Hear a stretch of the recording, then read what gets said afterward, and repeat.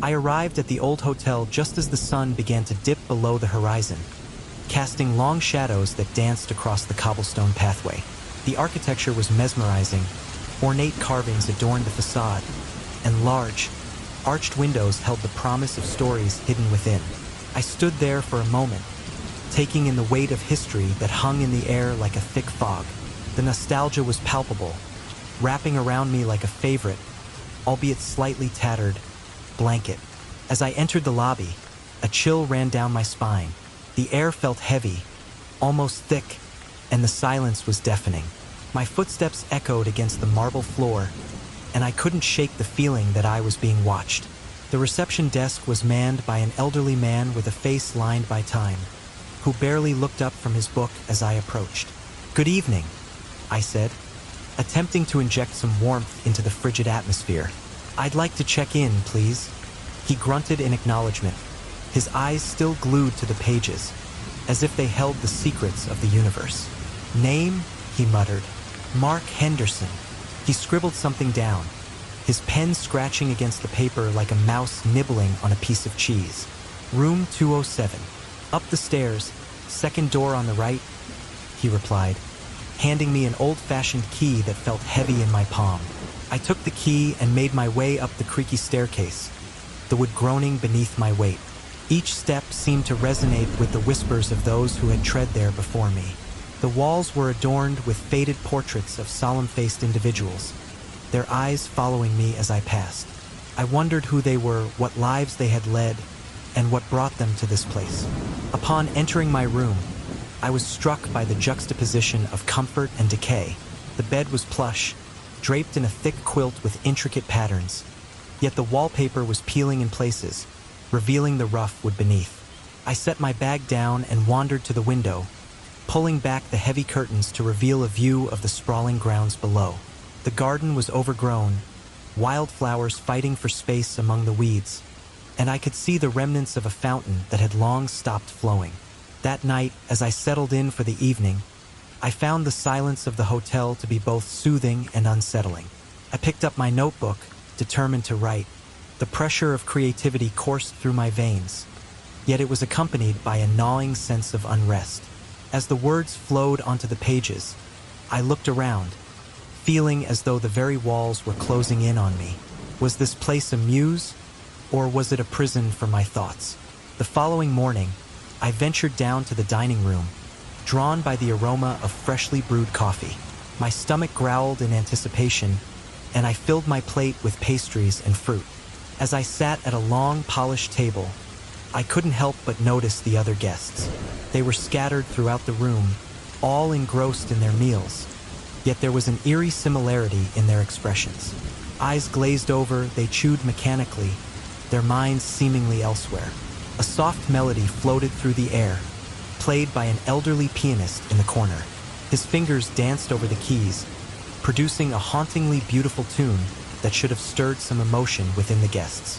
Yet none of them reacted. They continued to eat, as if entranced, their faces devoid of life. I felt a strange sense of isolation wash over me as I watched them, wondering what had brought them to this place.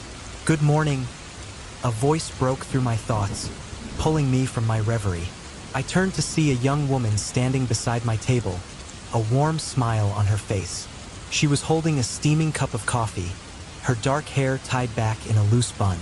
"Morning," I replied, returning her smile. "I'm Mark." "Sarah," she said, setting the cup down in front of me. "You're new here. Just arrived yesterday. This place is different." She chuckled softly, but her eyes held a hint of sadness. Different is one way to put it. It has a history, that's for sure. I raised an eyebrow, intrigued by her tone. "What do you mean by that?" Sarah hesitated, glancing around the room as if ensuring no one was eavesdropping. "There are stories about this hotel, things that happened many years ago. Some guests say the place is haunted." "Haunted?" I leaned forward, captivated. "What kind of stories?" Her expression shifted, a shadow crossing her features.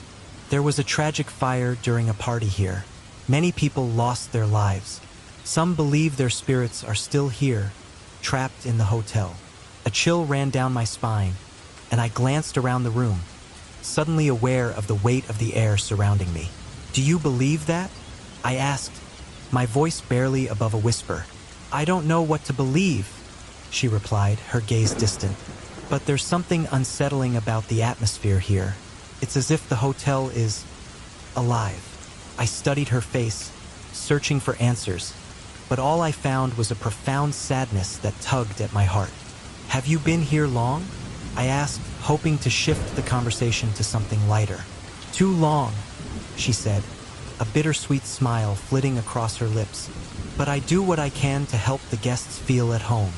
As we chatted over breakfast, I learned that Sarah worked at the hotel, serving coffee and tending to the needs of the guests.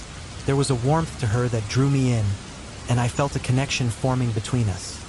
A shared understanding of the weight of the past that hung over the hotel like a shroud. Later that day, I found myself wandering the halls, drawn to the allure of the unknown. I passed more portraits, each one a window into another time, another life. I could almost hear their whispers, telling me to look closer, to dig deeper into the history of this place. It was during one of these explorations that I encountered Sarah again. She was in the lobby, arranging flowers in a vase. The vibrant colors contrasted sharply with the muted tones of the hotel, and I couldn't help but admire her gentle touch. "Hey," I said, approaching her. "I was just thinking about what you mentioned earlier, about the fire." Her hands paused, and she looked up at me, a flicker of apprehension in her eyes. "What about it?" "I can't shake the feeling that there's more to the story.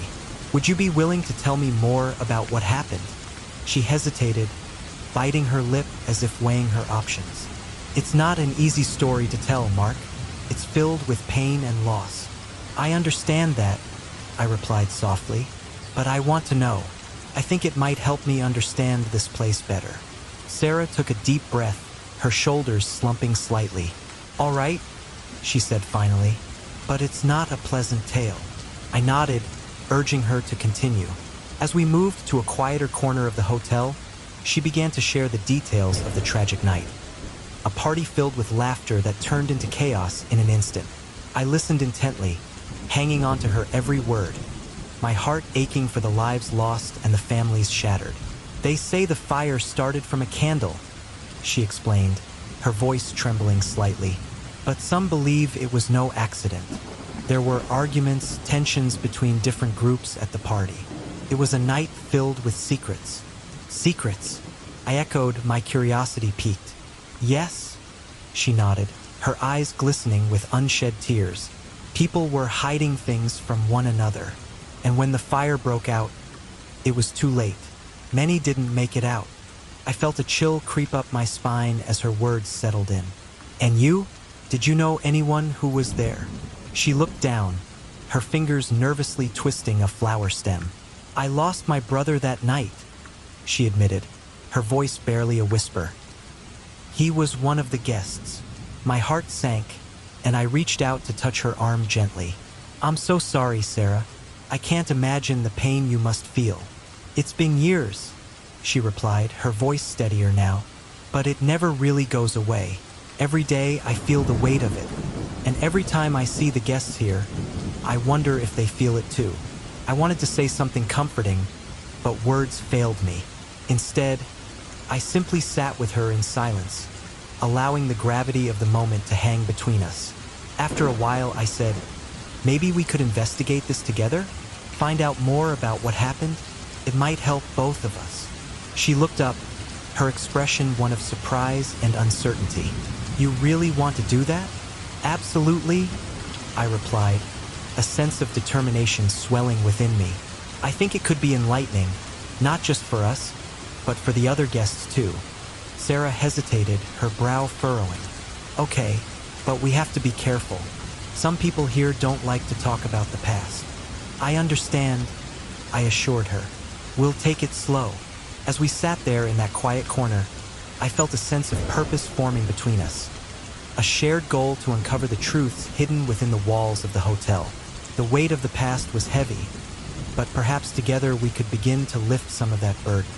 As heavy wooden doors swung open as I stepped into the grand lobby of the hotel, the atmosphere thick with a kind of nostalgia that felt almost tangible. The architecture spoke of a time long past, ornate moldings and chandeliers that seemed to whisper secrets. I took a moment to absorb the ambience, but as I glanced around, the peculiar expressions of the other guests caught my attention. Their faces were blank, as if they were trapped in a trance, each lost in their own world, oblivious to the life around them. I couldn't shake the feeling that something was off about this place. It was like stepping into a painting, beautiful yet haunting. I made my way to the dining area for breakfast, and the scene was eerily similar to the previous day. The same guests sat at the same tables, going through the motions of their routines without a word exchanged. A frail old pianist played a melancholic tune, his fingers dancing over the keys with a grace that belied his age. Yet, no one seemed to react, as if the music was merely a backdrop to their silent suffering. As I nibbled on my toast, watching the peculiar tableau unfold, a sense of unease settled in my stomach. I had come here to write, to find inspiration in the beauty of this hotel, but instead, I felt as though I was being suffocated by the weight of unspoken words and unresolved histories. The pressure to create was palpable, yet the silence enveloping me made it difficult to think straight. Was this atmosphere a wellspring of creativity, or was it a heavy anchor, keeping me from breaking free? That was when I first saw her, Sarah, moving gracefully between the tables, serving coffee with an air of quiet determination. Her presence was striking, a sharp contrast to the lifelessness surrounding her. I caught her eye as she approached, and for the first time, a flicker of something human crossed her face. "Good morning," I said, hoping to break the ice. "Morning," she replied, her voice soft but tinged with fatigue. I couldn't help but notice the shadows under her eyes, hinting at a deeper sorrow. "Do you work here often?" I asked, trying to steer the conversation toward safer waters.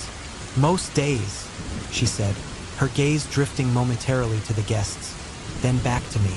"It's a job." I leaned in slightly, intrigued. "What do you think of all the guests? They seem distant." Her expression shifted, a flicker of hesitation crossing her features. "They come and go," she said slowly, as if weighing each word carefully. "Sometimes they seem lost." "Lost?" I echoed, my curiosity piqued. "What do you mean?" She hesitated again, and I could see the internal struggle playing out in her eyes. Finally, she sighed, her shoulders dropping slightly. "This hotel has a history, not a pleasant one." "History?" I prompted, sensing that I was on the verge of uncovering something significant. "There was a fire," she said, her voice barely above a whisper. "Years ago, party. It ended in chaos. Many people died." Her eyes glistened with unshed tears, and I felt a pang of empathy. "Do you believe the souls of the victims still linger here?" I asked, the question slipping out before I could stop myself. She looked away, her face clouded with a mix of sorrow and fear. "Many do. I try not to think about it." A chill ran down my spine, and an unexplainable urge to dig deeper took hold of me. "What if we explored the hotel together?" I suggested, emboldened by her willingness to share. "Maybe we can uncover the truth behind what happened." Sarah's eyes widened in surprise, and she bit her lip, contemplating the offer. "I don't know. It's not something I usually do." "Please," I pressed gently. "I feel like there's a story here, and I can't ignore it. And maybe you need to know, too." After a moment that felt like an eternity, she nodded, albeit hesitantly. "Okay, but promise me we'll be careful." "Of course," I replied, feeling a surge of adrenaline. I had no idea what lay ahead, but the thrill of the unknown beckoned me. As we began our exploration, the air grew noticeably colder, and the silence thickened around us. The less frequented areas of the hotel were draped in shadows, the faint scent of smoke lingering as if the past had never truly faded. I took a deep breath, steeling myself for whatever we might uncover. We stumbled upon a small room filled with old photographs. Their colors faded, but the emotions still raw.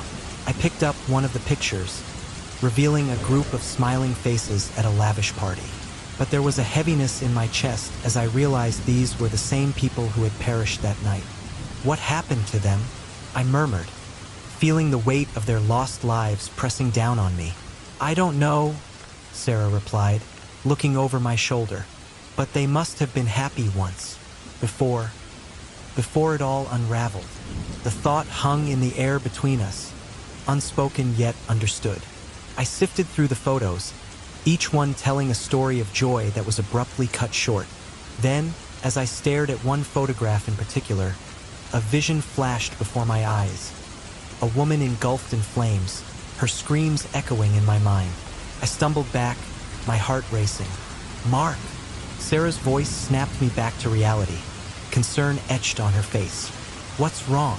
I saw something, I stammered, trying to shake off the overwhelming sensation. A woman on fire. The words felt surreal even as I spoke them. She took a step closer, her expression softening. You felt it, didn't you? The pain, the despair. It's like the hotel is alive, holding onto its memories. I nodded, grappling with the implications of what I had just experienced. We need to talk to the guests, I said, the determination bubbling within me. Maybe they can shed light on what really happened that night. Sarah's brow furrowed with uncertainty. Do you think they'll talk to us? They seem wary. Wary or not, we have to try. I insisted, feeling the pull of the mystery drawing me in deeper. We owe it to those who suffered. As we made our way back to the lobby, I could sense the weight of our decision settling around us. We were stepping into a realm of untold stories, and I hoped we were ready to face whatever awaited us. Together, we would uncover the truth, no matter how painful or terrifying it might be. As I stepped into the hotel, I was immediately struck by its ancient architecture. The walls whispered stories of a bygone era, each crack and crevice echoing the weight of time. The grand lobby, adorned with intricate moldings and faded velvet drapes, seemed to cradle a heavy nostalgia, as if it were a vault of memories long forgotten. I could almost feel the presence of those who had walked these halls before me, their spirits lingering in the air like the scent of aged wood. Yet, what caught my attention most were the guests. They moved about like shadows, their expressions vacant, as if they were trapped in a trance. I couldn't help but wonder what burden they carried, if any at all. It felt unsettling, watching them shuffle from one corner of the lobby to another, their eyes glossed over, as if the very essence of life had been siphoned away. I felt a chill run down my spine, a sense of foreboding that permeated the atmosphere. The next morning, as I made my way to breakfast, I encountered the same eerie scene. The dining room was filled with guests, each engaged in their routines, yet there was an absence of interaction. Forks clinked against plates in a mechanical rhythm, and the air was thick with an unspoken tension.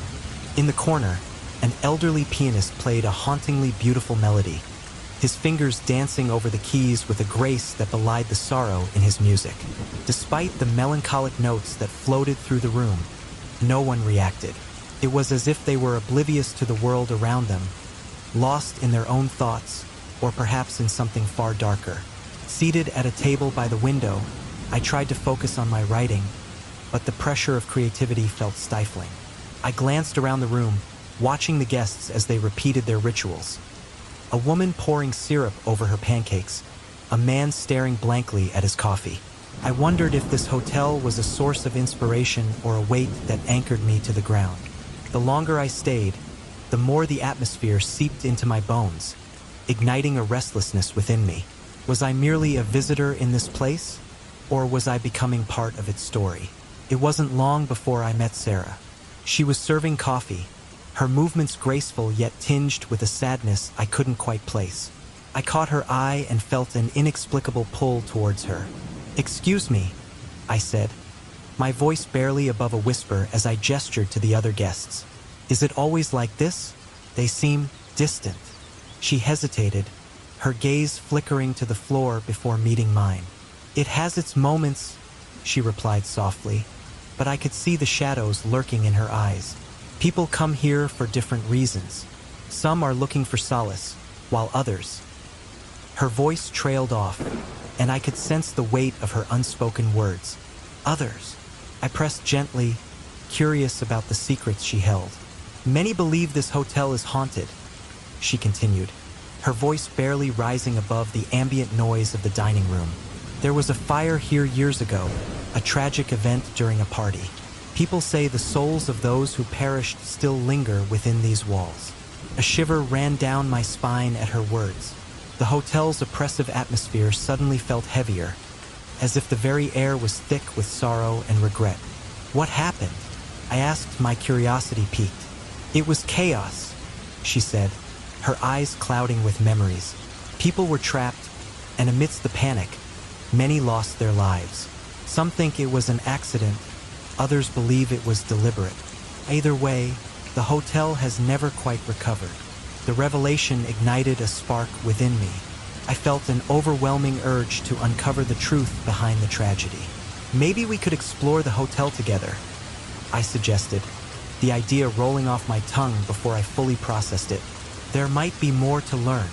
Sarah hesitated, her brow furrowing slightly. I'm not sure. It's not a place for the faint of heart. But what if there are answers? I replied, my excitement bubbling over. You seem to know more than you let on, and I want to understand. Please, let's do this together. She regarded me for a moment, weighing her options, and finally, curiosity won out. All right, she said, a hint of determination in her voice. But we need to be careful. With newfound purpose, we ventured into the less frequented areas of the hotel, where the air was noticeably colder and the silence weighed heavily on our shoulders. The dimly lit corridors felt like a labyrinth, the walls adorned with faded photographs that told stories of joy and despair. I paused in front of an old frame, its glass cracked and dusty. The image depicted a grand celebration, guests dressed in elegant attire, laughter and merriment captured in a moment frozen in time. But my heart sank as I glanced closer at the faces, realizing that many of them were the same vacant expressions I had seen in the dining room. What happened to them? I murmured, my voice barely above a whisper. I don't know, Sarah replied, her tone grave, but they were here at the party when it all went wrong. As we continued our exploration, I stumbled upon another photograph, this one depicting a woman in a beautiful dress, her hair cascading down her shoulders. But as I stared at her, an overwhelming wave of dread washed over me. Suddenly, the image shifted in my mind, and I was engulfed in a vision. The woman was screaming, flames licking at her skin, her eyes wide with terror. I staggered back, my heart racing, the world spinning around me. Mark! Sarah's voice broke through my haze, her expression turning from concern to alarm as she stepped closer. What's wrong? I saw something, I stammered, struggling to regain my composure. A woman. She was burning. I can't explain it, but it felt so real. Her eyes widened, and I could see the fear creeping in. What do you mean? You saw her? I don't know, I replied, shaking my head as if trying to dispel the vision. It was just a flash, but before I could finish, we heard a soft rustle behind us. I turned, my heart pounding in my chest, and saw one of the guests watching us from the end of the hallway. His features were obscured by the shadows, but I could sense his discomfort. Do you mind? He called out, his voice low and gravelly. You shouldn't be here. Why not? I shot back, fueled by a mixture of fear and defiance. What's going on in this place? He hesitated, glancing over his shoulder as if he feared being overheard. Some things are better left alone, he warned, his tone growing increasingly agitated. You don't know what you're dealing with, but I was undeterred. We deserve to know the truth, I insisted, stepping forward. What happened during that party? Forget it, he snapped, his patience wearing thin. You're just stirring up ghosts that should remain buried. As he turned to leave, I felt a surge of frustration. You can't just walk away. We need answers. Trust me, he called over his shoulder, his voice fading as he retreated into the shadows. You're better off not knowing. I glanced at Sarah, who was visibly shaken by the encounter. What do you think he meant? she asked, her voice trembling slightly. I don't know, but it's clear that the guests are hiding something, I replied, my determination growing. We need to dig deeper. There's more to this hotel than meets the eye, and I can't shake the feeling that we're getting closer to something significant. As we continued our investigation, I couldn't shake the feeling that the hotel itself was watching us, its walls steeped in secrets and sorrow. Each step echoed through the corridors, a melancholic reminder of the past. The weight of the tragedy loomed over us, urging us to uncover the truth. The rain drummed against the windows as I made my way to the old hotel, its looming structure a blend of elegance and decay. I had always been drawn to places steeped in history, but there was something about this hotel that felt different, charged with a heavy nostalgia that seemed to cling to the very air. As I stepped inside, the scent of polished wood and old books enveloped me, yet an unsettling chill crept down my spine. The lobby was nearly empty, save for a few guests who sat scattered about, their expressions vacant and distant. It was as if they were trapped in a trance, each lost in their own world, oblivious to the passage of time and the life around them. I couldn't help but wonder what stories lay behind their glassy eyes. With a sigh, I headed to the cafe for breakfast, hoping the warm meal would ease my growing unease. The same scene unfolded each morning. Guests shuffling in, taking their seats, and adhering to their rituals without so much as a word exchanged between them. It was eerie, like I had stepped into a loop that repeated endlessly. A weathered old man sat at the corner, his fingers dancing over the keys of a piano, producing a haunting melody that filled the space with a melancholic beauty. Yet, none of the guests reacted to the music. They merely continued with their routines, as if the notes were nothing more than background noise. I settled at a small table, my notebook open before me, but the words I sought eluded me. I felt a pressure building in my chest, a creative urge mixed with a gnawing anxiety. I couldn't decide if the hotel's atmosphere was a wellspring of inspiration or a heavy weight that threatened to suffocate my thoughts. Later that day, I met Sarah while she was serving coffee. There was a softness to her features, yet her eyes held a depth of sadness that intrigued me. As I sipped my drink, I ventured a question. Why do you think the guests seem so distant? She paused, the coffee pot hovering in midair as she considered my words. It's the hotel, she finally replied, her voice barely above a whisper. It has a way of trapping people. Trapping them? I asked, leaning in closer, my curiosity piqued. Many believe it's haunted, she said, her gaze drifting to the window, as if she could see beyond the rain-soaked glass into some distant memory. There was a fire years ago, a tragic event during a party. So many lost their lives that night. Some say their souls remain here, unable to move on. A shiver ran down my spine at her words. What happened exactly? I pressed, sensing that there was more to her story. She hesitated, her fingers gripping the edge of the table. It was chaos, a misunderstanding between two groups. People panicked, and the flames spread quickly. No one talks about it much anymore. My heart raced as her words sank in. The hotel felt alive, pulsating with the echoes of its past. I want to know more, I declared, an unexpected determination rising within me. Would you be willing to explore the hotel with me? Sarah's eyes widened slightly, and she seemed to consider my proposal carefully. I shouldn't, but I'm curious too, she finally admitted, a hint of resolve in her voice. That evening, we began our exploration. The air grew colder as we ventured into the less frequented areas of the hotel. The silence was oppressive, interrupted only by the creaking of the floorboards beneath our feet. Dust motes danced in the dim light as we stumbled upon a small gallery adorned with faded photographs of the ill-fated party. My heart raced as I studied the faces, frozen in time, unaware of the tragedy that awaited them. Suddenly, one of the images caught my eye. A woman in a flowing dress, her face radiant, but then the vision shifted. In an instant, I was engulfed by a terrifying sight. A figure engulfed in flames, screaming for help. I recoiled, my breath hitching in my throat. Mark, what is it? Sarah asked, concern etched on her features. I saw something, I stammered, still shaken by the vision. A woman. She was on fire. Her expression softened, and she placed a reassuring hand on my arm. "This place has a way of revealing its secrets," she said gently. "We need to find out what really happened." As we continued our search, we attempted to engage with the other guests.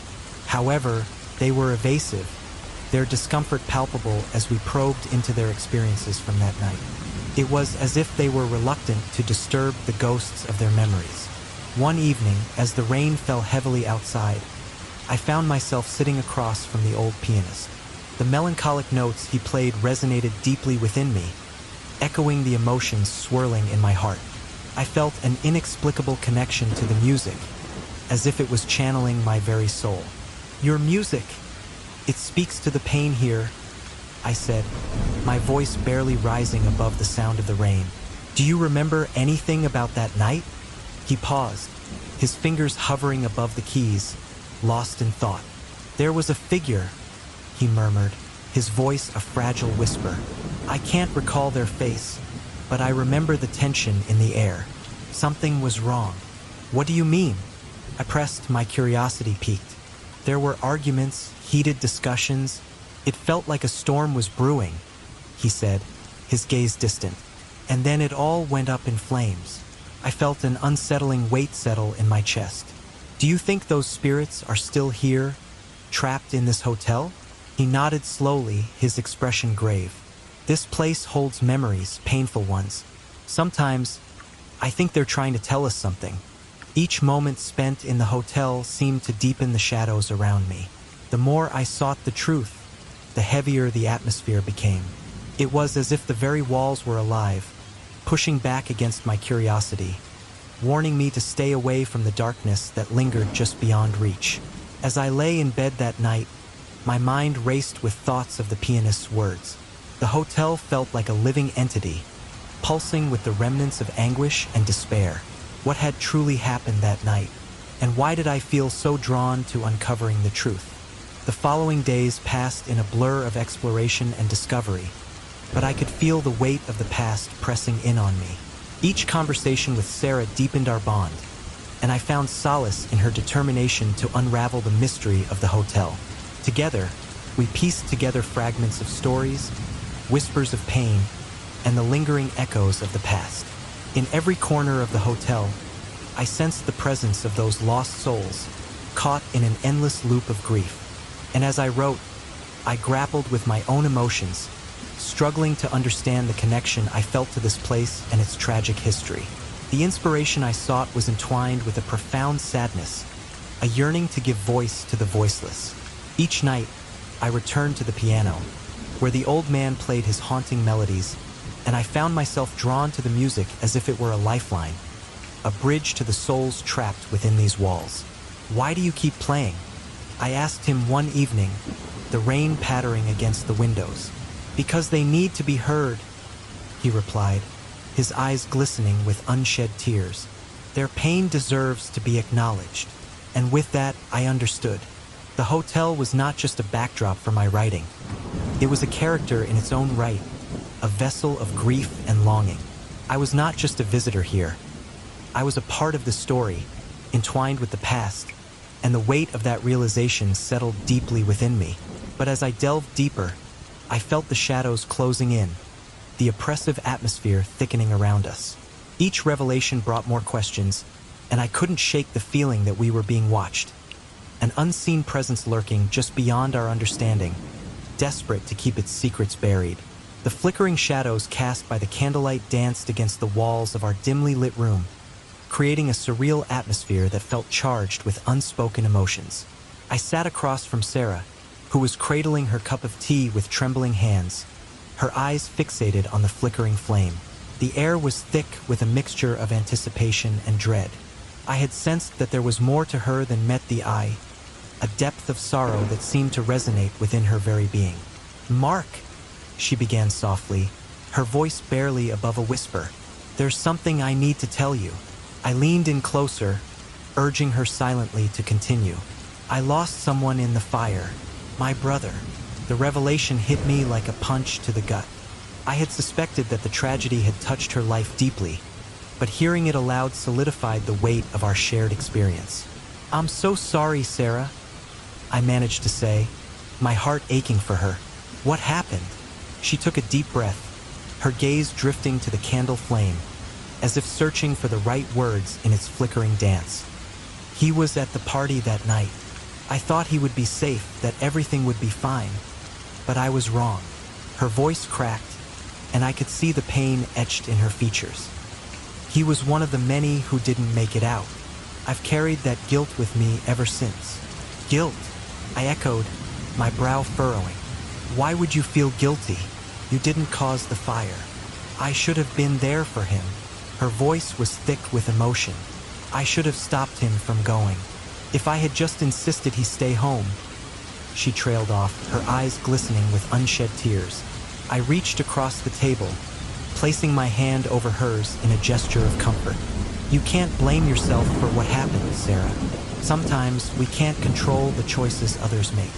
She looked up at me, and for a moment, I saw a flicker of hope in her eyes. "Maybe, but I feel like we owe it to them, to the people who died, to find out what really happened that night. To understand the truth." My heart raced at her words. I had been feeling the same pull, the same urgency to uncover the secrets buried within the hotel. "You're right," I said, my voice steady with newfound determination. "We need to honor their memories. We owe it to them to find out the truth." As the candle flickered, casting shadows that danced around us, I felt an overwhelming sense of purpose. It was as if the hotel itself was urging us to confront the past, to bring light to the darkness that had consumed it for so long. "Let's do something special for them," I suggested, my mind racing with ideas. "A small ceremony, something to honor their souls." Sarah nodded slowly, her expression shifting from sorrow to resolve. "Yes, I think that would help. We could light candles for them, say their names. Maybe it will help give them peace." The idea hung in the air like a promise, an unspoken pact between us. A chill swept through the room as we began to discuss the details of our ceremony. The storm outside raged, the wind howling against the windows as if echoing our determination. We decided to gather some candles, a few photographs of the victims we had seen in the hotel's archives, and find a quiet place to hold our tribute. As the evening wore on, we made our way to a small, secluded garden in the back of the hotel. The air was crisp, the scent of damp earth and rain hanging heavily around us. We arranged the candles in a circle, the flickering flames illuminating our faces with a warm glow. Sarah held a photograph of her brother tightly, her eyes glistening with tears. "Are you ready?" I asked gently, sensing the weight of the moment. She nodded, her lips pressed into a thin line as she took a deep breath. "Let's remember them." We lit the candles one by one, whispering their names into the night.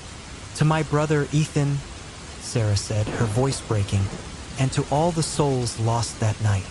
I followed suit, invoking the names of those who had perished, feeling a profound connection not only to them but to Sarah as well. Suddenly, as we finished our tribute, an unexpected chill swept through the garden. The flames of the candles flickered violently, casting erratic shadows that danced on the walls of the hotel. I exchanged a worried glance with Sarah, who looked equally startled. "Did you feel that?" I whispered, my heart racing. "Yes," she breathed, her eyes wide with a mixture of fear and wonder. "It's like they're here with us." The wind picked up, rustling the leaves around us, and for a fleeting moment, I could have sworn I heard whispers, soft and indistinct, carried on the breeze. I shivered, not entirely from the cold, but from the strange energy that enveloped us.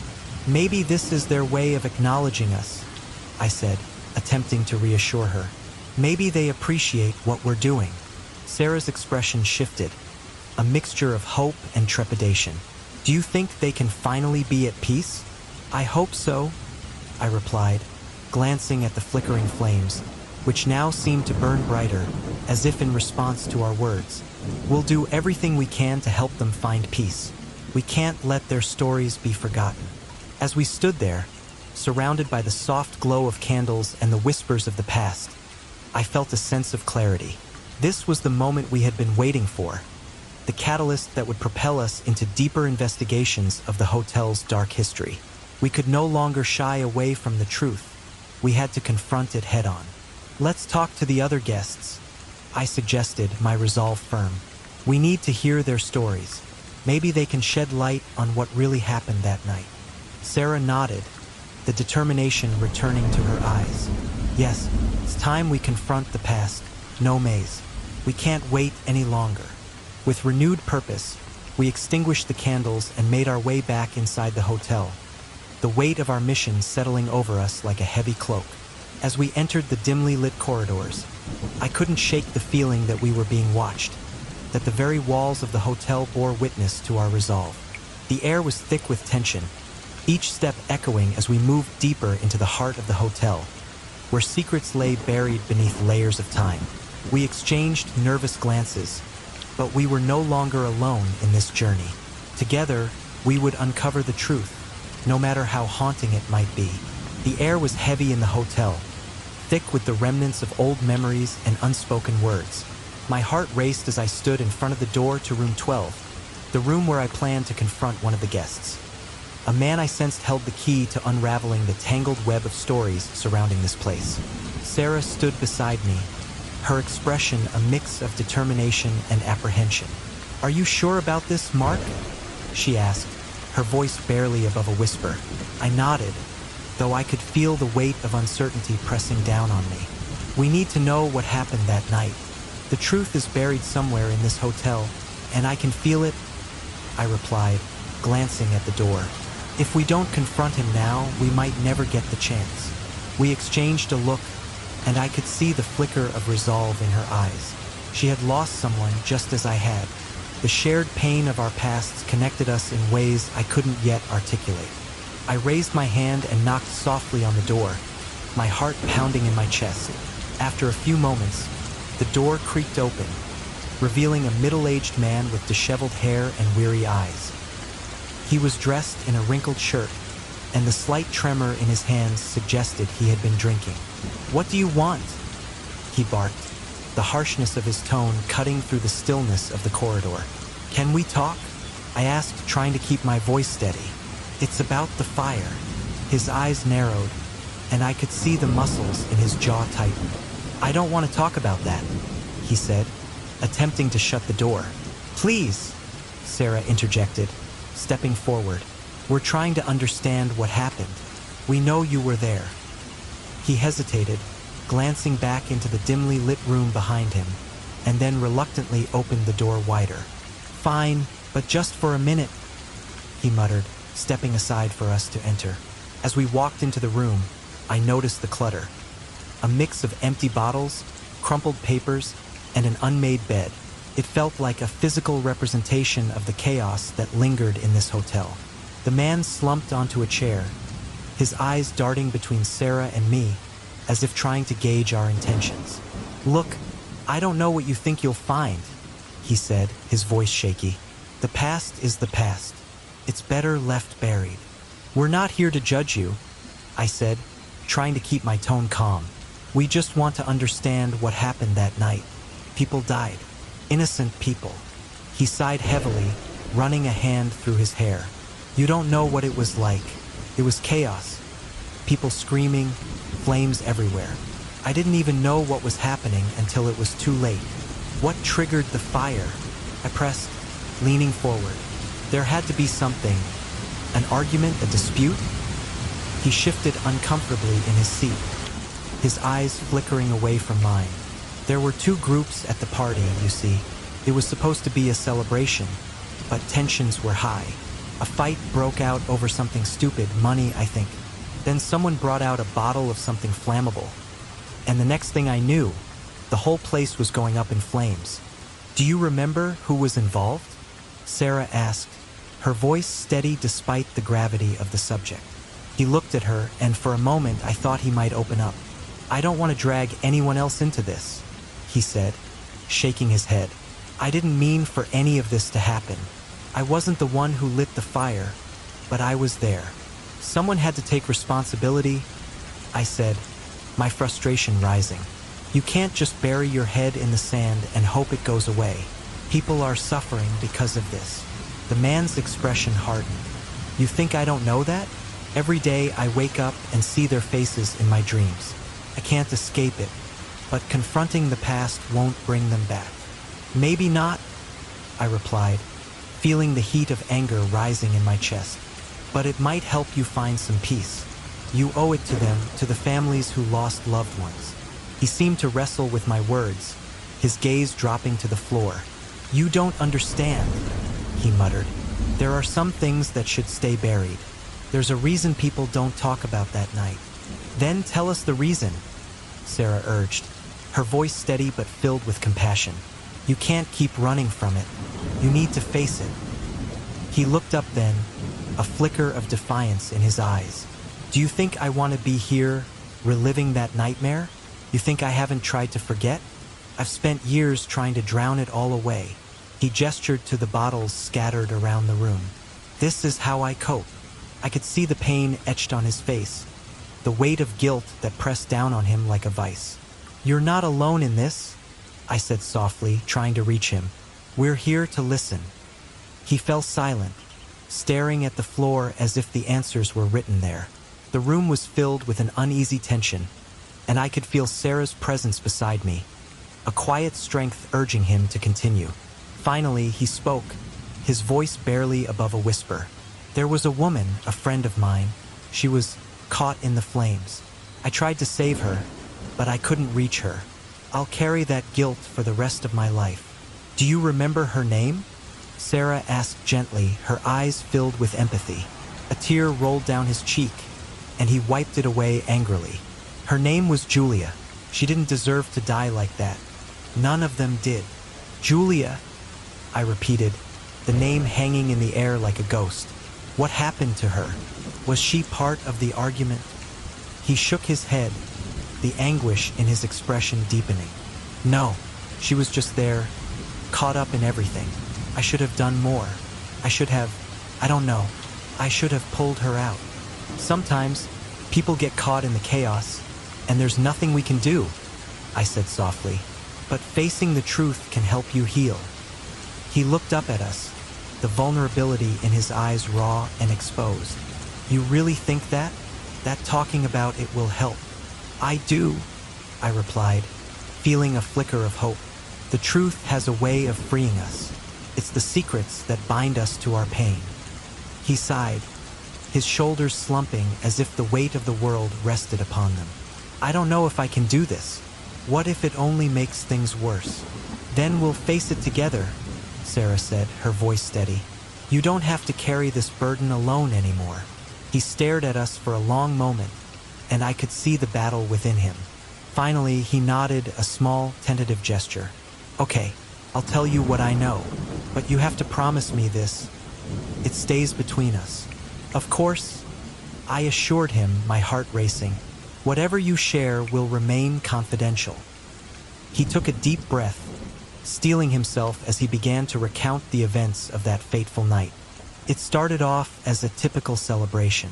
People were laughing, drinking, and dancing, but there was this tension beneath the surface, something I couldn't quite put my finger on. It was like a storm brewing, just waiting to break. Did you notice any arguments? I asked, leaning closer. Yeah, he said, his voice trembling. There were two groups. One was wealthy and influential. The other was, well, let's just say they were more rough around the edges. It was like oil and water, and I could feel the atmosphere shifting. I tried to stay out of it, but, Sarah prompted gently. He looked up, and I could see the fear in his eyes. But it escalated. Words were exchanged, and before I knew it, fists were flying. I didn't think it would lead to anything serious. I thought they'd just fight it out and move on. But it didn't end there, I said, my heart racing. The fire changed everything. Yeah, he whispered, his voice breaking. Someone threw a bottle and it shattered against the wall. The flames spread quickly. I remember the screams. God, the screams. I couldn't see anything through the smoke. I just froze. Did you see Julia? I pressed, feeling the urgency of the moment. He shook his head, tears streaming down his face. I lost sight of her in the chaos. I should have looked harder. I should have found her. But I was too scared. I just ran. I felt a pang of grief for him, for all the pain he had endured. "You didn't abandon her intentionally," I said softly. "You were scared, just like everyone else. But I should have been a better friend," he lamented, burying his head in his hands. "I should have protected her." "None of us can predict how we'll react in a crisis," Sarah said, her voice calm and soothing. "What matters now is that you're facing this. You're not running away." He looked up, his eyes red and puffy, and for the air in the basement was thick with the smell of dampness and decay, a stark contrast to the polished halls above. As I descended the creaking wooden stairs, a chill ran down my spine. Sarah followed closely behind, her footsteps echoing softly against the stone walls. The faint flicker of our flashlight illuminated the corners, revealing cobwebs draping like tattered curtains over forgotten relics. "Are you sure about this?" Sarah whispered, her voice barely above a murmur. There was a hint of uncertainty in her tone, and I could feel her apprehension matching my own. "We need to know what happened," I replied, trying to inject some confidence into my words. The basement might hold the key to the mystery. We reached the bottom, and the light danced over a cluttered space filled with remnants of the past. Old furniture lay haphazardly strewn about, damaged and covered in dust. In the corner, I spotted a pile of charred wood, remnants of what looked like the aftermath of a fire. My heart raced as I approached it, the reality of the tragedy weighing heavily on my mind. "Look at this," I called out to Sarah, pointing to the blackened debris. "This must be from the party." She stepped closer, her expression turning grave. "It looks like it burned hot. I can't believe people actually died here." I nodded, feeling the gravity of her words. It was one thing to read about the tragedy, to hear the whispers of the past, but standing here, surrounded by the tangible evidence, made it all too real. I rummaged through the debris, my fingers brushing against something solid. I pulled it out, a small metal box, dented and covered in soot. "Mark, be careful," Sarah cautioned, her eyes wide with concern. "I will," I assured her, though I felt a mix of excitement and dread coursing through me. I opened the box slowly, revealing a collection of old letters and diaries stacked within. They looked fragile, as if they had been untouched for years, their ink faded but still legible. "These could tell us what really happened," I said, my voice rising with hope. As I lifted a few letters from the box, I noticed the initials on one of them, and it was dated just days before the party. "This one is addressed to someone named Margaret. Let's see what it says." I carefully unfolded the letter, the paper crinkling under my fingers. As I read aloud, Sarah leaned in closer, her breath catching in her throat. "Dearest Margaret," I began, "I cannot shake the feeling that something terrible is going to happen at the party. I know I should be excited, but all I feel is dread. There are whispers of a sacrifice that needs to be made." My voice faltered as I continued, the words echoing ominously. "They say the flames will purify us, but I fear the cost will be too great. If only you could understand." I stopped, my heart racing. "What does that mean? A sacrifice?" Sarah's eyes widened. "That sounds like it could be a clue. Do you think it's related to the fire?" "It has to be," I replied, feeling a chill seep into my bones. I rifled through the rest of the letters, searching for more clues. Each one seemed to carry a weight, each story a fragment of the truth we were piecing together. "Mark, listen to this one," Sarah urged, her voice trembling with excitement. "It talks about arguments between guests at the party. They were divided, and there was a mention of a betrayal." I focused on her words, my mind racing. "What kind of betrayal?" "It doesn't say," she frowned, "but it implies that the tensions were high. People were scared. They felt trapped." I picked up another letter, its edges singed. This one mentions a secret meeting that happened the night before, right here in the basement. They were plotting something. "Plotting?" Sarah echoed, her brow furrowing.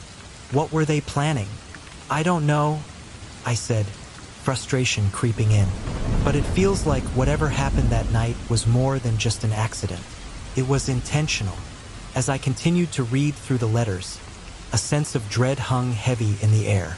Each revelation seemed to draw us deeper into a web of secrets and guilt, a tapestry of lives intertwined by tragedy. I paused, looking at Sarah, who was now reading a diary entry aloud. Today, I overheard them talking about the party. They are planning something big. I can feel it in my bones. I wish I could leave this place, but I am bound by ties I cannot sever. Her voice caught, and I could see the emotions swirling in her eyes. Mark, this is heartbreaking. These people knew something was wrong, but they didn't know how to stop it. I nodded, feeling the weight of their stories pressing down on me. And now they are trapped here, haunted by their past. Suddenly, a faint whisper echoed through the basement, sending a shiver down my spine. I turned sharply, scanning the dimly lit space. Did you hear that? Sarah nodded, her eyes wide with fear. It sounded like voices. We stood there in silence, straining to listen. The whispers grew louder, echoing off the walls, as if the very souls of the hotel were trying to communicate with us. I felt a cold breeze sweep through the basement, sending a chill racing along my skin. Mark, what if they're trying to warn us? Sarah suggested, her voice barely above a whisper. Or they want us to know the truth, I replied, my heart pounding in my chest. We have to keep going. I turned my attention back to the letters, desperate to find more clues. As I sifted through the papers, one letter caught my eye, its edges frayed and burned. I pulled it out, my hands shaking slightly as I unfolded it. Dear John, I read aloud, I cannot forgive you for what you did. You think you can hide the truth, but the fire was no accident. You'll pay for your sins, and I hope you realize the cost of your betrayal.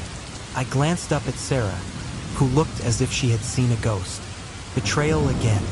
Who was this John? I don't know, I admitted, but it sounds like he was involved in whatever happened that night. Maybe he's the one who caused the fire. Sarah's face paled. If that's true, then he must still be here, among the guests. I felt a knot tighten in my stomach. We need to confront the guests. They might know him, or at least know more than they're letting on.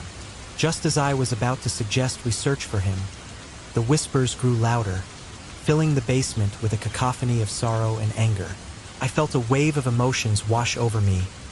Fear, guilt, and an overwhelming sense of urgency.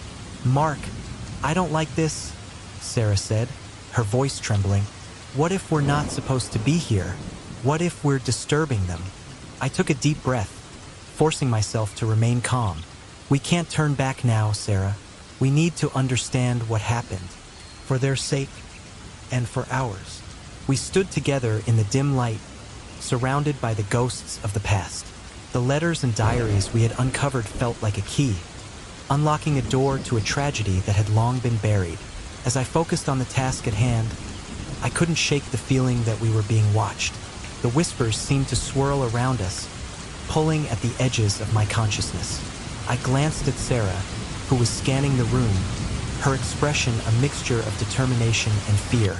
Do you think the spirits are trying to guide us? She asked softly. Maybe they want us to know the truth, I replied. We just need to listen. Just then, a loud crash echoed from the far corner of the basement, causing us both to jump. I turned quickly, my heart racing.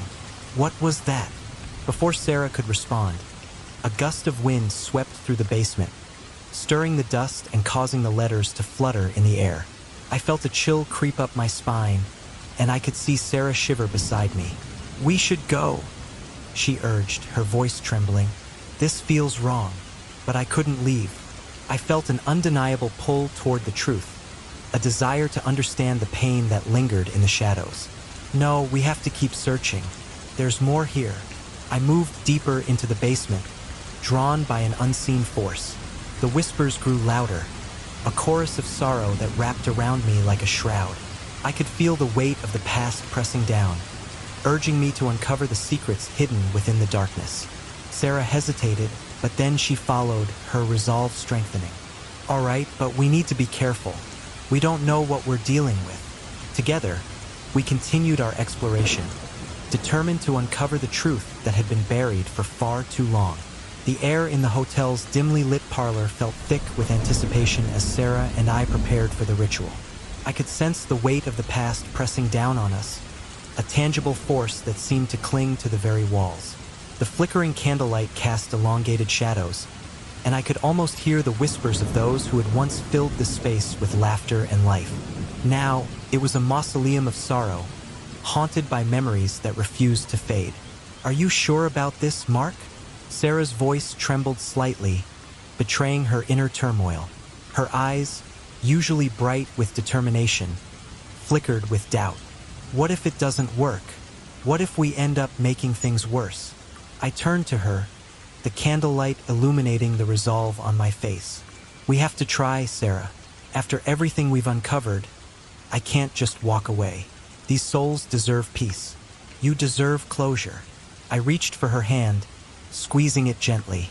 Her warmth was a small comfort against the chill that lingered in the air. "Okay," she said, taking a deep breath as though steeling herself for what was to come. "Let's do this." We gathered the few willing participants. Most of the guests remained locked in their fear, unwilling to confront the horrors of their past. But the old pianist, who had played those haunting melodies that haunted our mornings, stepped forward, his expression resolute. "I will join you," he said, his voice steady despite the tremor in his hands. "Perhaps my music can help guide the lost souls." As we prepared the makeshift altar, a table draped with a white cloth, adorned with candles and flowers, I felt a surge of energy coursing through me. It was a strange mix of hope and dread, as if the very essence of the hotel was aware of our intentions. I glanced around the room, noticing the subtle shift in the atmosphere. The shadows seemed to dance more vigorously as if they were alive, watching us. "Do you think they're listening?" I asked Sarah, my voice barely above a whisper. "They have to be," she replied, her eyes scanning the room. "They've been trapped here for so long. This is their chance." Once everything was set, we stood in a circle, the candles flickering in unison, casting a warm glow on our faces. I took a deep breath, grounding myself in the moment. "Let's begin," I said, my voice steady. "We're here to honor the memories of those we lost, and to seek forgiveness for the pain that lingers."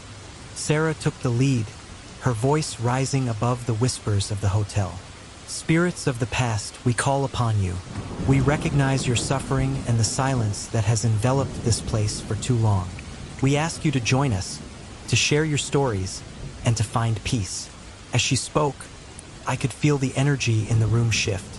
The air grew colder, and a gentle breeze swept through, extinguishing a candle momentarily before it flickered back to life. The pianist began to play softly, his fingers dancing over the keys, weaving a melody that seemed to echo the pain and longing of the souls trapped within these walls. "Sarah, do you feel that?" I asked, my heart racing. The atmosphere felt electric, charged with an emotion I couldn't quite place. "Yes," she replied, her gaze fixed intently on the flickering candles. "It's like they're responding." The music swelled, enveloping us in its haunting beauty. I closed my eyes, allowing the notes to wash over me. Memories of the hotel's tragic past flooded my mind. The screams, the chaos, the heat. I could almost see the flames licking at the walls, hear the desperate cries for help. "Spirits, we honor you," I called out, my voice breaking the silence. "We ask for your forgiveness. Your stories deserve to be told." Suddenly, a loud crash echoed from the back of the room, causing us all to jump. The guests exchanged nervous glances, fear etched on their faces. "What was that?" one of them whispered, his voice trembling. "Stay calm," I urged, trying to keep my voice steady. "It's just the energy building. We need to keep going." But doubt crept into my mind. What if we were provoking them? What if they didn't want to be disturbed? I glanced at Sarah, who nodded encouragingly, her determination shining through her fear. "Let's light the candles for those we lost," she suggested, her voice gaining strength. "Each candle represents a soul, We can offer them light in this darkness. We each took a candle, lighting it from the central flame and placing it on the altar. As the flames flickered to life, I felt a palpable shift in the room. The air grew heavier, and the shadows deepened, swirling around us like a storm. "Spirits, we remember you," I said, my heart pounding. "You are not forgotten. You live on in our hearts and in this place." Just then, a cold gust of wind blew through the parlor, extinguishing several candles, plunging us into semi-darkness. A murmur of fear rippled through the guests. I felt a shiver run down my spine, but I pressed on. "We are here for you. Please, let us help you find peace." The old pianist played louder, his fingers flying over the keys, the melody now urgent and desperate. I could sense the spirits swirling around us, their presence growing stronger. The temperature dropped further, and I could see my breath misting in front of me.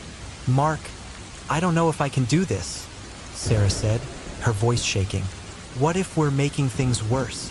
I looked into her eyes, seeing the fear that mirrored my own. "We can't stop now. We've come too far. We need to confront this together." I turned back to the altar, determination flooding my veins. "If you can hear us, if you can see us, we ask for your presence. We are here to listen. We are here to honor your pain and your stories." In that moment, the shadows coalesced into shapes, swirling around us, and I could almost make out faces in the darkness, contorted with anguish and longing. I felt a tug at my heart, a deep connection to the souls that had been trapped here for so long. "Do you see them?" I whispered to Sarah, my breath hitching in my throat. "Yes, I do," she replied, tears glistening in her eyes. "They're here with us. They want to be heard." Suddenly, a voice cut through the air, chilling me to the bone. "You shouldn't have come here," it hissed, echoing from the shadows. "Leave while you can." My heart raced, but I held my ground. "No, we won't leave you. We are here to help." The atmosphere shifted again, and I felt a surge of energy rush through me. The shadows drew closer, and I could see them more clearly now. Figures of men and women, their faces twisted in pain, their eyes pleading for release.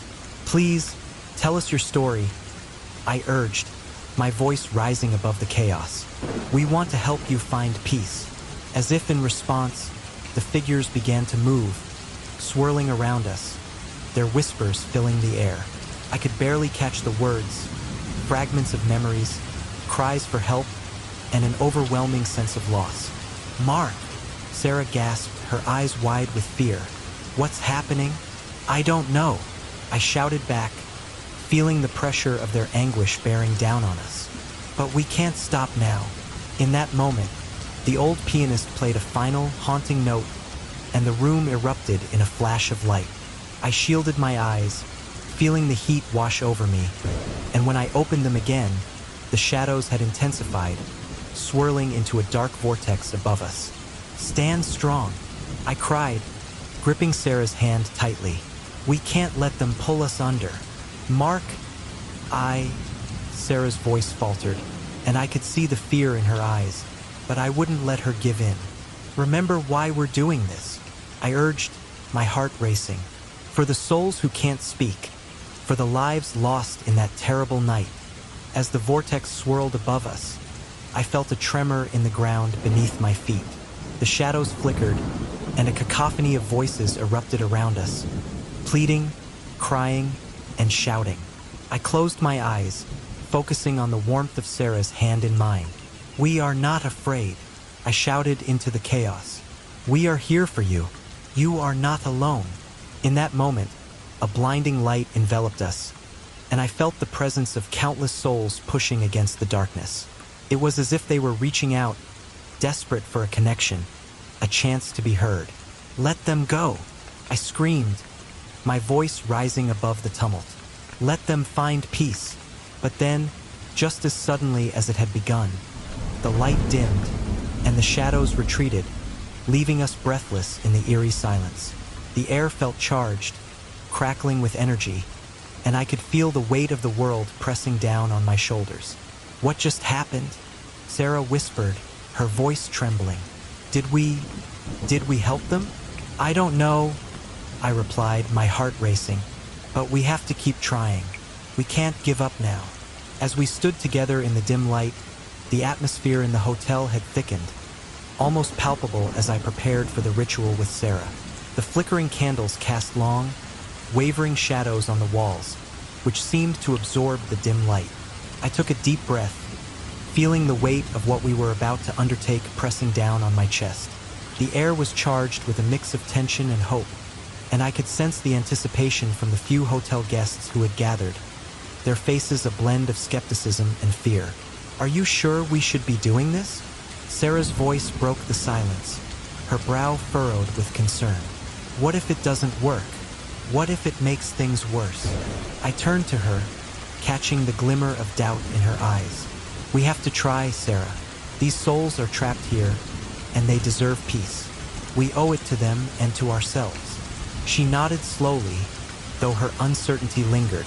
I could almost feel the ghosts of our past choices hovering over us, like a dark cloud ready to unleash its storm.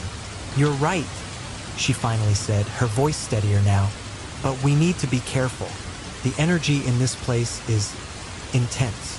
As I glanced around the dimly lit room, I saw the old pianist sitting quietly in the corner, his fingers tapping nervously against the keys of his weathered piano. His presence was a comfort, a reminder that we were not alone in this struggle. Are you ready? I asked him. He looked up, his eyes reflecting a depth of sorrow that seemed to resonate with the haunted atmosphere. I've played many melodies in this hotel, but none like what we're about to face. Just promise me this: if it gets too overwhelming, we stop. No matter what. Understood. I promised, my heart racing.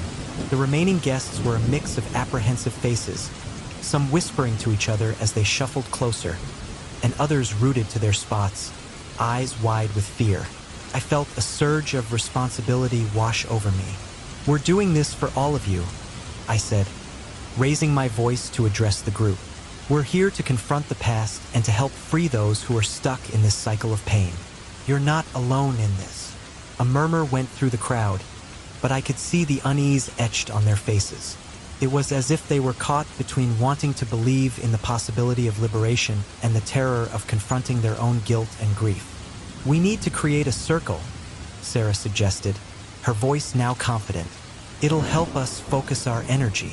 I nodded, and we began to arrange ourselves in a loose circle, with the old pianist at one end, his fingers poised above the keys. I felt a shiver run down my spine as I took my place next to Sarah, the connection between us grounding me in the midst of the rising chaos. Let's begin, I said, feeling the weight of the moment settle over us like a heavy blanket. As the pianist began to play, a haunting melody filled the room, echoing off the walls and mingling with the tension in the air. The music was both beautiful and sorrowful, touching on the very essence of loss that permeated the hotel. I closed my eyes, allowing the sound to wash over me, and sensed the energy in the room shifting. Spirits of the past, I began, my voice steady. We call upon you. We honor your presence and ask for your forgiveness. We come to release you from the pain that binds you. There was a moment of stillness, the kind that hangs in the air before a storm, and then the temperature in the room dropped. A chill ran through me, and I opened my eyes to see Sarah shivering beside me. Mark, she whispered, her voice barely audible over the music. Do you feel that? Yes, I replied, my heart pounding. It's like they're here with us. The piano's melody grew more intense, the notes layered with a sense of longing and despair. My breath quickened as I felt the weight of the past pressing down on us, as if the very walls of the hotel were alive with the memories of that fateful night. I could almost hear the whispers of the lost souls, their cries for help echoing in my mind. Keep going, Sarah urged, her eyes locked on mine, determination shining through her fear. We can do this. I nodded, my voice rising above the music. We are here to help you find peace. Let go of the pain and the anger that binds you. You are not alone. As I spoke, I felt a surge of energy coursing through me, like a river breaking free from its dam. The shadows in the corners of the room seemed to shift, swirling with the music, and I could sense the spirits responding to our call. "Mark!" Sarah exclaimed, her voice rising with excitement. "Look!" I turned to see a soft glow emerging from the center of our circle, a shimmering light that flickered like a candle in the darkness.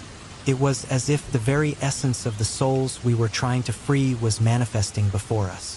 I felt a rush of hope, but it was quickly overshadowed by a sense of dread. "Don't stop!" I shouted, urging the pianist to play louder to keep the melody flowing. The glow intensified, and I could see shadowy figures beginning to form within it, their features indistinct yet familiar. I felt a connection to them, a pull that made my heart ache. "We see you!" I cried out, desperate to reach them. "We're here for you!" The energy in the room surged again, and I was suddenly overwhelmed by a flood of emotions. Grief, anger, regret, all swirling around me like a tempest. I staggered back, clutching my head as memories I had buried deep began to rise to the surface. "Mark!" Sarah's voice broke through the chaos, and I could hear the fear lacing her words. "Don't lose yourself. I'm trying," I gasped, struggling to maintain my grip on reality. The visions were so vivid, so raw. I saw the faces of the victims, their eyes wide with terror as the flames consumed them. I felt their pain, their despair, and it threatened to swallow me whole. I can't hold on. Focus on me," Sarah shouted, her eyes locked onto mine. "Remember why we're doing this." I took a deep breath, forcing myself to look at her. "You're right," I whispered, grounding myself in her presence. "We're here for them. We have to help them find peace." As I focused on Sarah, the visions began to recede, and the glow in the center of our circle brightened once more. The music swelled, filling the room with a sense of urgency, and I could feel the spirits drawing closer, their energy intertwining with ours. Together, we called out again, our voices unified. "Spirits, we honor you. We ask for your forgiveness, and we give you our love. You are free to move on. Let go of the pain." The light pulsed with intensity, and I could feel the shadows beginning to dissipate, their hold on the hotel weakening. I glanced around at the other guests, their faces a mix of fear and hope, and I could sense their collective energy joining ours. "Keep going," I urged, my voice rising above the music. "We're almost there." With each word, the energy in the room swelled, and I felt a profound connection to the spirits that had once been so lost. They were no longer just whispers in the darkness. They were here with us, ready to be freed. "Let them go," Sarah cried, her voice ringing with conviction. "They deserve peace, and so do we." As we chanted together, the light grew brighter, and the music reached a crescendo. I could feel the spirits responding, their energy intertwining with ours in a beautiful dance of release. The shadows that had once seemed so menacing began to fade, replaced by a warm, golden light that enveloped us all. But just as I thought we were on the verge of success, a sudden chill swept through the room, freezing me in place. The shadows clawed back, lashing out with a fierce intensity, and I felt an overwhelming sense of dread wash over me. "Mark!" Sarah's voice pierced through the chaos, panic rising in her chest. "What's happening?" "I don't know," I shouted, struggling to keep my focus. "We can't stop. We have to keep pushing." The shadows roared, their voices a cacophony of anger and despair, and I could feel them clawing at my very soul. "You don't belong here," they screamed. "You can't take them from us." I gritted my teeth, my heart racing as I fought against their pull. "We're not taking them. We're setting them free," I cried out, desperation fueling my words. With a renewed sense of determination, I reached for Sarah's hand, squeezing it tightly as we focused our energy together. "We can do this," I shouted, forcing the words out despite the overwhelming darkness.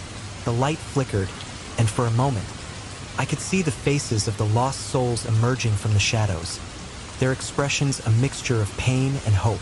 "Help us!" they cried, their voices merging with ours in a haunting harmony. "We will," I vowed, my heart resolute. "You are not alone anymore." As we chanted, the light surged once more, pushing back against the darkness with as flames licked the walls around us, flickering shadows dancing in a frenzy, while the air thickened with desperation and regret. The ritual we had set in motion had spiraled into chaos, and for a moment, I felt the weight of every soul that had perished in this accursed hotel pressing down on my chest. It was a suffocating reminder that we were not only fighting for the lost spirits, but also for our own redemption. "Mark!" Sarah's voice cut through the din, sharp and urgent. She was standing across the room, her eyes wide with fear and determination. "We need to hold on. We can't let this end like this." I nodded, but my heart was racing. The shadows were alive, swirling around us, as if they were sentient beings intent on dragging us down into a darkness from which we could never return. The old piano had fallen silent, its melody drowned out by the chaos of our desperation. The flickering candles that once cast a warm glow now sputtered in the draft, their light waning in the face of the encroaching darkness. "Did you hear that?" I shouted over the tumult, trying to make sense of the whispers that seemed to emanate from the very walls of the hotel. The voices were indistinct but filled with anguish, echoing the pain of the past. It felt like the hotel itself was alive, mourning its lost occupants. Sarah's brow furrowed. "We have to focus. We're close. We can't give up now." As if to mock us, a figure materialized from the shadows. A man with a gaunt face, eyes glinting with a mixture of fear and something akin to relief. "You shouldn't have come here," he rasped, his voice a whisper that barely rose above the tumult. "You'll only make it worse." "Who are you?" I demanded, taking a step toward him, ready to confront whatever force had been haunting us. "What do you know about the fire?" He hesitated, glancing around as if the very walls might betray him. "I was there," he said finally, his voice trembling. "I didn't mean for it to happen. I was desperate. I thought I could control it. But..." His gaze drifted, lost in the memory. "It turned into a nightmare." "Who are you?" Sarah pressed, her voice steady, though I could see her hands trembling slightly. "You need to tell us everything." I was part of it," he confessed, looking down, shame etched on his face. "There were two groups that night. A fight broke out, and in the chaos, someone made a choice. I didn't want anyone to die. I thought I could fix it. I didn't understand." "Fix what?" I interjected, my frustration boiling over. "What did you do?" The man swallowed hard, his expression twisting in anguish. "A sacrifice. They said it was necessary. I thought it was just a stupid game. But then the flames." He shuddered, his body trembling as if he could still feel the heat. "I never meant for anyone to get hurt." My heart sank at his words. "You think that's going to absolve you? You let people die." "I know," he shouted, his voice cracking. "I know, but I've lived with this guilt. Every day I wake up and see their faces. I can't escape it." His voice dropped to a whisper, filled with anguish. "And now you're here, digging it all up again. Can't you see? Some truths are better left buried." "Buried?" Sarah echoed incredulously. "Do you really think that will bring them peace? Do you think ignoring the pain will make it go away?" The man recoiled slightly, the shadows creeping closer around him. "You don't understand. The hotel, it feeds on the pain. It doesn't want us to remember. It wants us to suffer. Then we'll make it remember," I declared, my resolve hardening. "We're not leaving until we find a way to release these souls." But even as I spoke, the hotel seemed to convulse, the walls trembling, as if it were alive and resisting our every effort. The lights flickered wildly, casting eerie shadows that danced ominously around us. The whispers grew louder, a cacophony of voices pleading and wailing, drowning out our resolve. "Mark!" Sarah reached for my arm, pulling me back toward her as the atmosphere thickened with despair. "We can't let this consume us." "I know," I shouted back, my voice hoarse. "But we have to confront this. We can't run away anymore." I could feel the weight of the past pressing down on me, a burden I had tried to ignore, but it was too late. The truth was crashing in, and I had to face it. As I turned back to the man, ready to demand more answers, something shifted in the room. A surge of energy coursed through the air, and I could feel the temperature drop, a chill that seemed to seep into my bones. Shadows twisted and writhed as if trying to escape the light of our candles, a dark force coiling around us. "Stop!" the man shouted, his voice rising in panic. "You don't know what you're doing. You're awakening them." "Awakening who?" I shot back, my frustration boiling over. "What are you so afraid of?" But before he could respond, the shadows surged forward, engulfing him in darkness. His body convulsed, and I could see the panic in his eyes as he struggled against the unseen force. "Help me!" he cried, his voice a strangled whisper. "Sarah, we have to help him," I shouted, feeling the pull of the shadows around us. But even as I said it, I could feel a sense of foreboding. The hotel was fighting back, and it was clear it would not let us leave easily. But Sarah stood her ground, her eyes fierce and determined. "No, we can't get distracted. We have to finish what we started." The man's cries faded into the darkness, and I could see the shadows closing in on him, pulling him deeper into their embrace. "Mark!" he gasped, desperation lacing his voice. "You have to." But then he was gone, swallowed by the night, leaving only silence in his wake. I felt a shudder run through me, a chill that went beyond the physical. We were running out of time, and the hotel was not going to let us escape its grasp. "Mark, we need to focus," Sarah urged, her voice cutting through my fog of despair. "We can't lose sight of our goal." "Right?" I said, shaking my head to clear it. "We need to complete the ritual." But as I glanced around, I could feel the heaviness in the air, the weight of the past pressing down on us. It felt like the walls were closing in, and I could sense the shadows lurking just beyond the flickering light. "Let's try again," Sarah said, her voice steady. "We'll call out to the lost souls. We have to give them a chance to be heard." I took a deep breath, feeling the energy ebb and flow around us. Okay, together. We positioned ourselves at the center of the room, hands clasped tightly, grounding each other amidst the chaos. The shadows writhed at the edges, but as we began to speak, I felt a surge of hope. "Spirits of the lost, we call upon you. We honor your memory and seek to bring you peace." The temperature dropped even further, and the whispers returned, swirling around us in an anguished chorus. "Mark!" I heard a voice call, soft and desperate, echoing in the depths of my mind. "Who's there?" I called out, my heart racing. "Show yourself." But as I strained to see through the darkness, a figure appeared. A woman, her face twisted in pain, flames licking at her edges. "Help me!" she cried, her voice filled with anguish. "I didn't mean to." "Sarah!" I gasped, pulling her closer as the shadows thickened around us. "It's happening. Focus!" she shouted, her grip tightening. "Don't let them take you." But the shadows swirled, wrapping around us like a cocoon, pulling us deeper into despair. The woman's face morphed into that of another, and another, each one filled with anguish, each cry piercing through the air. "Mark!" Sarah's voice broke through the chaos, filled with fear. "We can't let them pull us down. We have to keep fighting." "I'm trying," I shouted, my voice breaking as the shadows constricted around me. "But they won't let go." And then, in the midst of the chaos, a realization hit me like a tidal wave. The hotel wasn't just a backdrop for our struggle. It was a living entity, feeding off the pain and suffering that had transpired within its walls.